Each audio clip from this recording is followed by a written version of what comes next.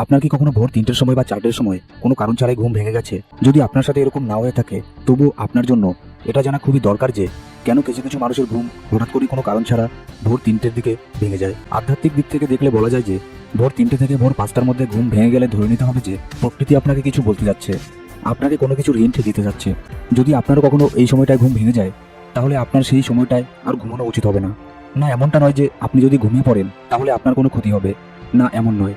আপনি যদি এই সময়টায় ঘুম থেকে ওঠার পরে আবার ঘুমিয়ে পড়েন, তাহলে আপনি বিশাল এক সুযোগের হাতছাড়া করবেন। আপনার উচিত এই সময়টায় ঘুম থেকে উঠলে একটু ধ্যান বা মেডিটেশন করার, কিছুক্ষণ একাই বসে বসে একটু চিন্তা করার, আপনি কি করবেন, আপনার জীবনে কি হচ্ছে, কি করলে ভালো হবে, এইসব বিষয়ে একটু চিন্তা করার। এই সময়টা খুব গুরুত্বপূর্ণ একটা সময়। এই সময় আমাদের ভেতরে প্রচুর পরিমাণে কসমিক এনার্জি আসতে থাকে। আধ্যাত্মিক দিক থেকে এই সময়ের মূল্য বিশাল, আবার বিজ্ঞানের দিক থেকে দেখলেও এর অনেক বিশেষত্ব আছে। আপনি কি মনে করেন? লাইক দিয়ে কমেন্ট করে অবশ্যই বলবেন। Thanks for watching.